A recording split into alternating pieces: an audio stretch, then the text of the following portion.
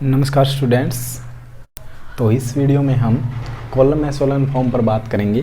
तो हमने रो एशेलन फॉर्म आपको बताई थी, तो कॉलम एशेलन फॉर्म बिल्कुल उसी जैसी ही है, कोई ज़्यादा फ़र्क नहीं है।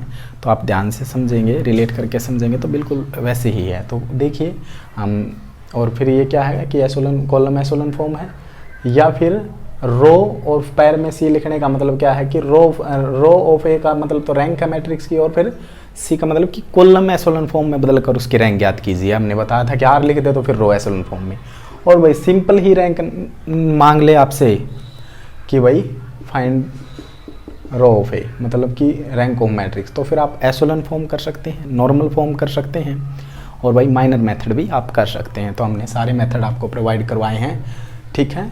तो अब हम कॉलम एशेलन फॉर्म से कैसे रैंक निकालेंगे, तो सभी मेथड से रैंक आपकी समान ही आएगी, ठीक है ना। अगर अलग आते हैं तो आपने फिर गलती की है। तो फिलहाल कॉलम एशेलन फॉर्म से हम करेंगे। तो देखिए, तो कॉलम एशेलन फॉर्म में देखिए, जैसे यहाँ पर हमने पीछे क्वेश्चन किया था पिछली वीडियो में, तो उसमें क्या था, रो एशेलन फॉर्म में सारी ही जीरो थी। इस तरह से सारी ही कंप्लीट ही, जिस तरह से यहाँ ये रो जीरो चल रही होती कंप्लीट, सॉरी अब कॉलम पर बात करेंगे, अगर ये कंप्लीट कॉलम जीरो होती तो हम इसको यहीं रख लेते, नहीं तो जीरो हो ना तो यहाँ पर रिप्लेस कर दे भाई आप इसको, है ना। और दो जीरो हो तो फिर यहाँ पर रिप्लेस कर दे, ठीक है। क्यों कर दे, क्योंकि भाई जैसे नंबर ऑफ जीरो हम जैसे जैसे कॉलम वाइज इस तरफ आएंगे, ठीक है, तो वो भी बढ़ती जाएंगी। जैसे रो में हम नीचे आते हैं, है ना, तो बढ़ते जाते, तो इसी तरह से यहाँ भी बढ़ती रहेंगी। अगर बाई चांस आप ऐसा नहीं करते हैं तो आप पहले इसको कॉलम एशेलन फॉर्म में बदल दीजिए। अब क्वेश्चन के हिसाब से बताएंगे हम कॉलम एशेलन फॉर्म क्या है, तो आपको समझा देंगे। देखिए, जैसे कॉलम 1 और कॉलम 1 को कॉलम 2 को मैं क्या करता हूँ भाई, पहले इंटरचेंज कर लेता हूँ। तो 1 2 3 2 1 2 3 2, और ये 0 1 2 1 3 1 1 1, तो ये है भाई, ठीक है। अब देखिए फर्स्ट कॉलम का ये है कॉलम 1, तो अब कॉलम पर बात होगी। यहाँ पर फर्स्ट कॉलम का जो भी फर्स्ट नॉन जीरो एलिमेंट होगा वो क्या होगा, नॉन जीरो होगा। तो फर्स्ट कॉलम का जो भी फर्स्ट नॉन जीरो एलिमेंट होगा वो क्या होगा, यूनिटी होगा, 1 होगा। तो यहाँ पर ऐसा है कि 1 है, अगर नहीं होता तो हम फिर उसको कॉलम 1 में डिवाइड देंगे। और हाँ, कॉलम ऑपरेशन में हमने फिर पहले भी बताया था और अब भी बता देते हैं कि कॉलम एशेलन फॉर्म में केवल कॉलम ऑपरेशन लगेंगे, रो एशेलन फॉर्म में केवल रो ऑपरेशन लगेंगे, ठीक है। मिक्स कब लगा सकते हैं, जब आप एलिमेंट्री ट्रांसफॉर्मेशन कर रहे हैं ना, एलिमेंट्री ट्रांसफॉर्मेशन हमने बताई थी, तो उसमें आप रैंक के लिए ही यूज करते हैं उसको, है ना भाई। हमने रैंक निकालनी है मैट्रिक्स की, तो हम कॉलम ऑपरेशन भी और रो ऑपरेशन भी साथ में लगा सकते हैं, कोई भी प्रॉब्लम नहीं है, ठीक है। और फिर बाद में हमने बताया था, ठीक है ना। तो रैंक ऑफ तो एलिमेंट्री ट्रांसफॉर्मेशन में रो और कॉलम साथ में लगते हैं। यहाँ पर आपने ध्यान देना, कॉलम है तो केवल कॉलम ही। तो अब देखिए भाई, ये ना कर देना कि भाई 1 है तो फिर ये नीचे 0 कर देना सारे, वो गलत हो जाएगा फिर, क्योंकि वो रो ऑपरेशन से होगा ना। तो अब कॉलम में जो फर्स्ट कॉलम का फर्स्ट नॉन जीरो एलिमेंट है वो 1 होना चाहिए, तो है, ठीक है। तो अब ये क्या करेगा, अगर रो एशेलन फॉर्म होती तो ये 1 अब नीचे 0 करता, अब ये 1 कॉलम वाइज 0 करेगा अपने, है ना। तो यहाँ 0 है तो यहाँ पर हम 0 कर देंगे। तो देखिए भाई, तो अब क्या ऑपरेशन लगेगा भाई यहाँ पर C3 में, क्योंकि C2 में ऑलरेडी ही 0 है, तो C3 माइनस थ्राइस C1, तो अब इसी का सारा लेना है ना। तो बिल्कुल सेम है उसी तरह से जैसे आपने रो एशेलन फॉर्म आपने पहले समझनी अच्छी तरह से, फिर इसको समझना है। तो देखिए, तो अब हमने कॉलम 3 में ऑपरेशन लगाना है, तो भाई हम कॉलम 1 और कॉलम 2 को तो अनटच रखेंगे, उसको तो एज इट इज लिखेंगे 1 2 3 2 0 1 2 1, ठीक है। अब यहाँ पर ऑपरेशन लगेगा कि भाई हम C3 को डायरेक्ट पढ़ेंगे और C1 को 3 से मल्टीप्लाई करके पढ़ेंगे और फिर सब्ट्रैक्ट करेंगे। तो 1 और 3 से मल्टीप्लाई करेंगे 6, और फिर सब्ट्रैक्ट करेंगे तो माइनस का 5, 1 और 3 से मल्टीप्लाई करके पढ़ेंगे तो 9, और सब्ट्रैक्ट भी करना तो माइनस का 8, 1 और 3 से मल्टीप्लाई करके पढ़ेंगे और फिर सब्ट्रैक्ट भी करना है तो माइनस का 5, ठीक है भाई, ये हुआ है। तो अब क्या करना है आपने कि भाई फर्स्ट कॉलम का जो फर्स्ट नॉन जीरो एलिमेंट है 1 है, देन उसके बाद सभी 0 हैं, है ना। रो में हम नीचे देखते थे, इसमें साइड में देखना है। अब फिर जो सेकंड कॉलम है उसका फर्स्ट जो भी एलिमेंट होगा नॉन जीरो वो 1 होना चाहिए, तो 1 है ऑलरेडी, तो सही है। तो अब क्या करेंगे हम, कॉलम 1 में अगर कुछ भी अगर बाई चांस 1 नहीं होता तो हम उसी से डिवाइड दे देते, कोई दिक्कत नहीं है। और फिर हम क्या करना है भाई, ये 1 अब अपनी साइड में 0 करेगा, ठीक है। तो कॉलम अपने इस तरफ 0 करेगा और रो होता तो वो क्या है अपने मतलब नीचे 0 करेगा, है ना, वो नीचे 0 करता है, ये साइड में 0 करेगा। तो आपने ये नोट करना है। तो क्या है कॉलम है, तो कॉलम ऑपरेशन क्या लगेगा, C3 में ही ऑपरेशन लगेगा। और C3 में क्या ऑपरेशन लगेगा कि C3 + 5C2, है ना, कॉलम ऑपरेशन ही लगाने हैं। मैं फिर कह रहा हूँ कि भाई कॉलम एशेलन फॉर्म है। तो अब हमने C3 में ही ऑपरेशन लगाना, तो 1 2 3 2 ये एज इट इज लिखेंगे हम C1 और C2। तो ठीक है, अब इसमें देखिए इसमें ऑपरेशन लगाएंगे तो C3 को एज इट इज पढ़ेंगे और इसको 5 से मल्टीप्लाई C2 को, तो 0 ही रहेगा। 5 से मल्टीप्लाई करेंगे तो ये भी 0 रहेगा। इसको 5 से मल्टीप्लाई करेंगे भाई, ये -8 है और इसको 5 से मल्टीप्लाई करेंगे और ऐड कर रहे हैं आपकी बार, है ना। तो 5 से मल्टीप्लाई करेंगे तो 10, तो यहाँ पर आएगा भाई +2, क्योंकि वो 10 होगा और फिर यहाँ पर -2 और प्लस करना है तो +2 ही आएगा। और ये देखिए भाई -5 है और उसको 5 से मल्टीप्लाई करके पढ़ेंगे और ऐड करेंगे तो 0, ठीक है। अब देखिए भाई यहाँ तक आया है ना समझ में। अब जो थर्ड कॉलम है तो यहाँ देखिए इसने अपने साइड में, तो यहाँ इसी तरह से कॉलम वाइज चलेंगे, नंबर ऑफ 0 बढ़ती रहेंगी और जो कॉलम्स हैं उसका जो फर्स्ट एलिमेंट होगा नॉन जीरो वो 1 होगा। तो इसी तरह से यहाँ पर देखिए यहाँ पर 0 है, तो अब ये फर्स्ट नॉन जीरो एलिमेंट है, ये क्या है 1 है, तो हम इसको 2 से भाग दे सकते हैं कॉलम को, ठीक है। तो फिर ये 1 हो जाएगा, तो उससे रैंक में कोई फ़र्क नहीं पड़ेगा क्योंकि ये नॉन जीरो कॉलम से देखनी है अब हमने रैंक। तो 1 भी नॉन जीरो रहेगा और 2 भी नॉन जीरो रहेगा, तो आप रैंक यहाँ भी बता सकते हैं। तो ये भी कॉलम एशेलन फॉर्म ही है, ठीक है।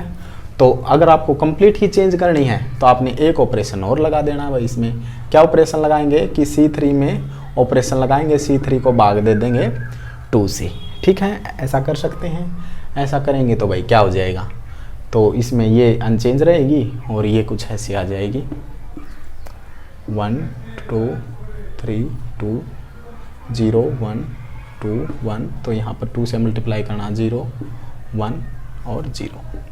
तो देखिए भाई क्या है, तो अब ये है हमारी कॉलम एशेलन फॉर्म।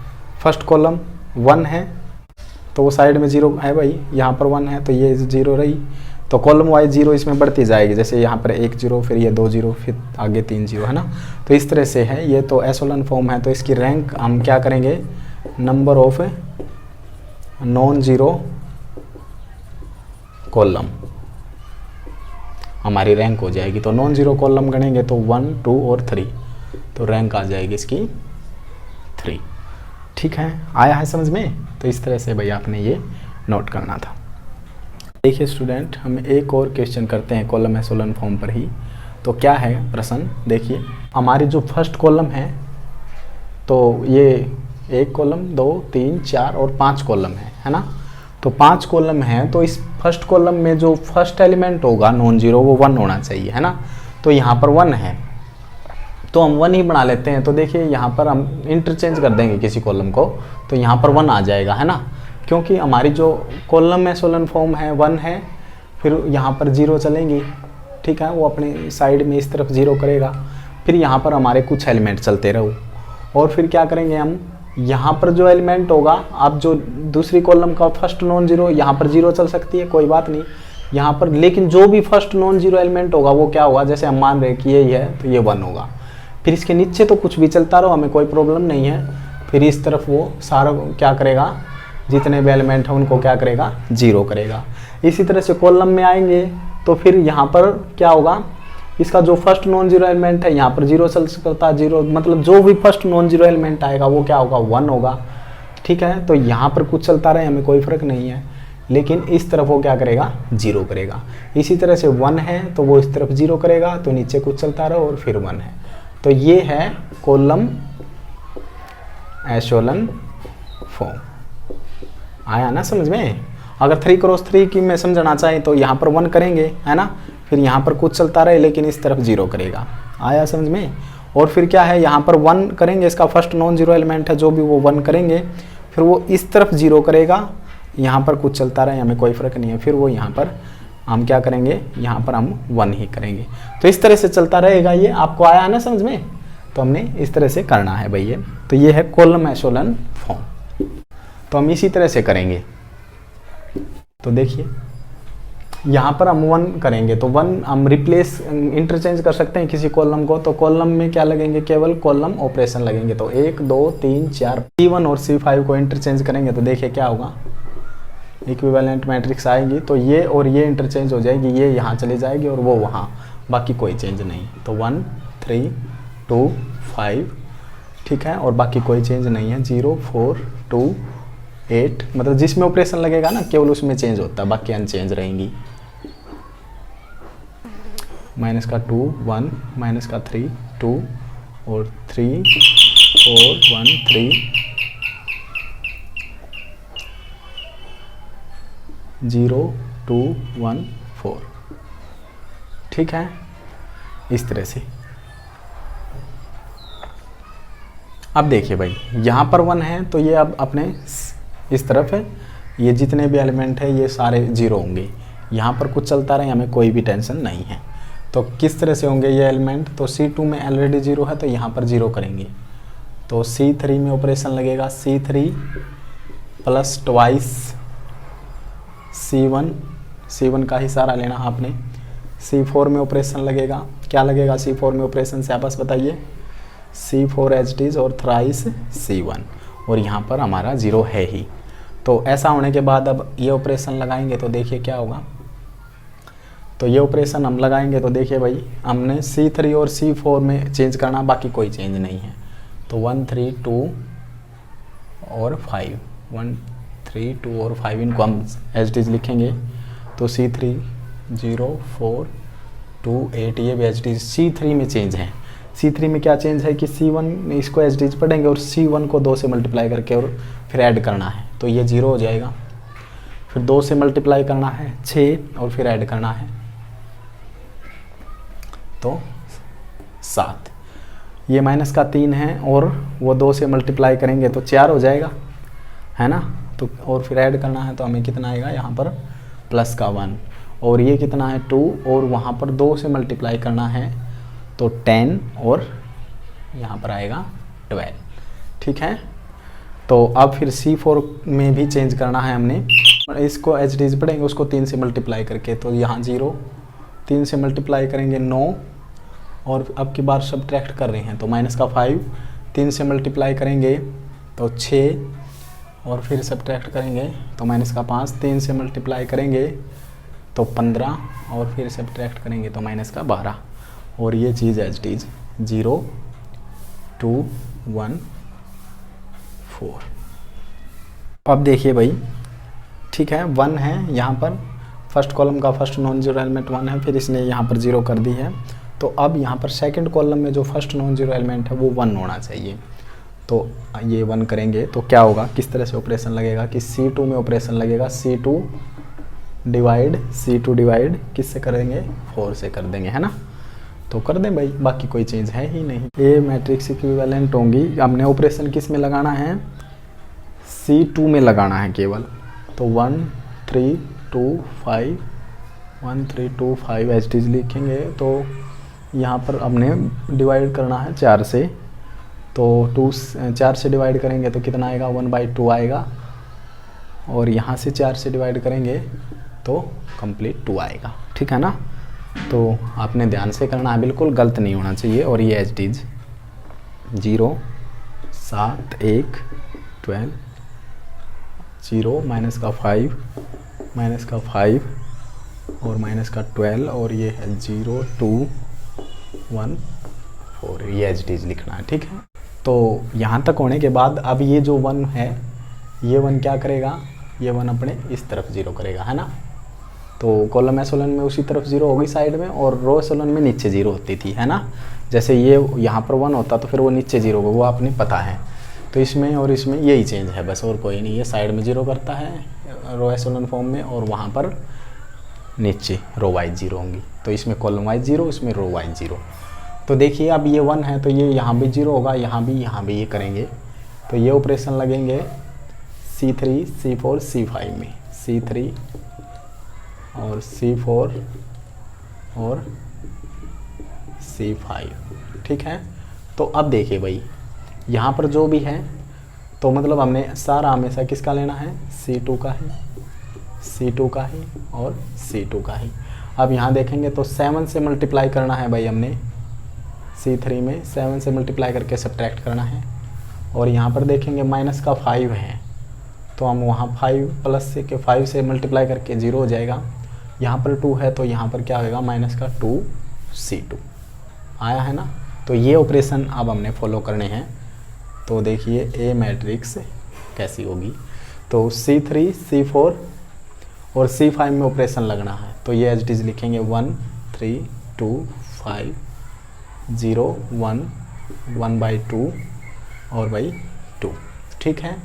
अब देखिए यहाँ पर ऑपरेशन क्या है कि भाई 0 में से 0, यहाँ तो 0 ही, मतलब कॉलम 3 को एज इट इज और इसको 7 से मल्टीप्लाई C2 को, इसको 7 से मल्टीप्लाई करके पढ़ेंगे तो ये होगा 7, तो ये 0, तो यहाँ 7 से मल्टीप्लाई करेंगे और घटाना है भाई हमने, तो 7/2 तो 2 और माइनस का 5/2, ठीक है। और यहाँ पर देखिए 12 है और 12 और फिर ये 7 से मल्टीप्लाई करना है ना, तो 14 होगा तो माइनस का 2, ठीक है। ऑपरेशन बहुत अच्छी तरह से लगाने भाई आपने। तो ये 0 है तो अब ये ऑपरेशन हम फॉलो करेंगे कि 5 से मल्टीप्लाई कर रहे हैं और जोड़ रहे हैं C2 में, तो यहाँ पर भी 0 आएगा। और यहाँ पर 5 से मल्टीप्लाई है तो माइनस का 5 और वहाँ ऐड करना 5/2, तो 5 दूनी 10 और यहाँ पर 5 और डिवाइड बाई 2, तो ये आएगा माइनस का 5/2, तो माइनस का 5/2 आएगा। और देखिए आगे अभी इस एलिमेंट की है तो यहाँ पर माइनस का 12 है और हम 5 से मल्टीप्लाई कर रहे हैं, है ना, तो 5 से मल्टीप्लाई करेंगे तो 10, तो यहाँ पर आएगा माइनस का 2, ठीक है, तो माइनस का 2 आ जाएगा भाई। और अब लास्ट इसमें है तो इसमें 2 से मल्टीप्लाई करके अपने 0 और यहाँ पर 2 से मल्टीप्लाई करेंगे तो 0 और इसको एज इट इज पढ़ रहे हैं हम 1 और उसको 2 से मल्टीप्लाई करेंगे तो ये भी 0 और उसको 2 से मल्टीप्लाई करेंगे तो 4, तो ये भी 0, ठीक है। तो अब ये हुआ है भाई, ऐसा आया है। तो अब यहाँ ऐसा होने के बाद अब हम क्या करेंगे, वैसे तो हम क्या करते हैं, यहाँ पर 1 बन चुका है, अब सेकंड कॉलम का फर्स्ट नॉन जीरो एलिमेंट भी 1 है तो यहाँ पर 0 है। अब थर्ड कॉलम में यहाँ पर फर्स्ट नॉन जीरो एलिमेंट 1 होना चाहिए, देन फिर वो इस तरफ 0 करेगा। लेकिन हमें क्लियरली दिख रहा है भाई, ठीक है। अगर आपको ऐसा दिखे नहीं तो हम प्रोसीजर को फॉलो करते रहते हैं, यहाँ पर माइनस का 5/2 से भाग दे देते तो 1 हो जाएगा। 1 होने के बाद फिर वो यहाँ मल्टीप्लाई करके, मतलब ऑपरेशन तो सेम ही लगने हैं, लेकिन आपको बिल्कुल क्लियर है अगर हम इनको डायरेक्ट ऐड कर दें, मतलब सब्ट्रैक्ट कर दें, है ना, इसमें से ये घटा दें तो इसमें ऑपरेशन लगा देंगे C4 में। C4 में क्या ऑपरेशन की C4 माइनस C3, तो देखिए ये भी 0 हो जाएगा और ये भी, तो कम्प्लीटली 0 ऑपरेशन है। शाबाश, C4 में ऑपरेशन लगाएंगे तो C4 माइनस C3, C4 में ऑपरेशन लगाएंगे तो ये मैट्रिक्स देखिए भाई ऐसे बन जाएगी। तो C4 में चेंज है, बाकी किसी में चेंज नहीं है। तो 1 3 2 5 0 0 और यहाँ पर 1 है, यहाँ पर 1/2 है और यहाँ पर 2 है और यहाँ पर है 0, यहाँ पर भी 0, यहाँ पर माइनस का 5/2 और यहाँ पर माइनस का 2। अब इसमें ऑपरेशन लगा रहे हैं, इनको दोनों को हम क्या कर रहे हैं, इसमें से मतलब C4 में से ये सब्ट्रैक्ट करेंगे तो ये प्लस के हो जाएंगे, है ना, तो कम्प्लीटली ये क्या हो जाएगी 0 0 और 0 और 0, ये तो कम्प्लीटली 0 है ही। तो ठीक है, तो अब जो ये है, अगर आप इसमें जरा सा और कहना चाहिए कि भाई हमें, वैसे कॉलम एशेलॉन फॉर्म आप रैंक बता सकते हैं, क्यों भाई, वैसे तो कॉलम एशेलॉन फॉर्म नहीं है, वैसे रैंक आपकी उतनी ही आएगी। देखिए कॉलम एशेलॉन फॉर्म को चेंज करने के लिए अब यहाँ पर क्या है जी कि भाई जो तीसरी कॉलम है, देखिए जो तीसरी कॉलम का फर्स्ट नॉन जीरो एलिमेंट है वो 1 होना चाहिए, तो उसको 1 करेंगे तो ठीक है, और 1 इसको 1 कर देंगे तो देन इसको फिर यहाँ तो 0 रहनी ही है, ठीक है। वैसे रैंक में कोई फ़र्क नहीं पड़ेगा, रैंक आप यहाँ भी बताएंगे तो 1 2 3 नॉन जीरो कॉलम गणनी है। कॉलम एशेलॉन फॉर्म में नॉन जीरो कॉलम गिनेंगे हम, और उसमें रो एशेलॉन फॉर्म में नॉन जीरो रोज गणेंगे। यहाँ पर नॉन जीरो 1 2 3, तो रैंक तो आप बता दें 3 है। वैसे कॉलम एशेलन फॉर्म में आप इसको कन्वर्ट करेंगे तो केवल एक ही ऑपरेशन लगाना है। वो ऑपरेशन क्या है हम वहाँ लिखते हैं, देखिए। तो ये क्वेश्चन था, ठीक है, तो आपने नोट करना है। तो देखिए भाई, अब यहाँ पर ये जो थर्ड कॉलम का फर्स्ट नॉन जीरो एलिमेंट है वो 1 होना चाहिए। तो हम क्या कर सकते हैं, कॉलम थ्री को हम क्या कर देते हैं, मल्टीप्लाई करवा देते हैं, या डिवाइड दे दो भाई इसी एलिमेंट से। मल्टीप्लाई करवाएंगे तो आपको करवाना पड़ेगा 2/-5 से, और डिवाइड करवाएंगे तो इसी एलिमेंट से करवा देंगे, ठीक है। तो ये ऑपरेशन लगने के बाद ये मैट्रिक्स हमने C3 में ऑपरेशन लगाया है, तो बाकी में कोई चेंज नहीं है। तो 1 3 2 5, और यहाँ है 0 1 हाफ, और यहाँ पर है 2, और यहाँ पर देखिए 0 0, यहाँ पर तो 1 हो जाएगा क्योंकि सेम एलिमेंट से भाग दिया है।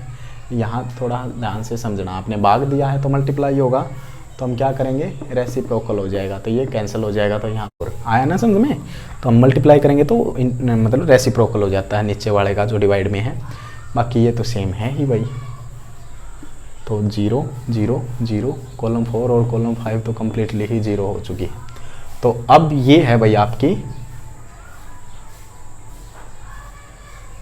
Column echelon form. आपने कंप्लीट लिखना है which is required column echelon form. क्यों भाई, क्योंकि यहाँ पर 1 है तो देन यहाँ पर 0 है, फिर दूसरी कॉलम का फर्स्ट नॉन जीरो एलिमेंट 1 है, फिर 0 है, फिर थर्ड कॉलम में 1 है, फिर यहाँ पर 0 है, तो उस तरफ कुछ चलता रहे, इसमें कोई टेंशन नहीं है।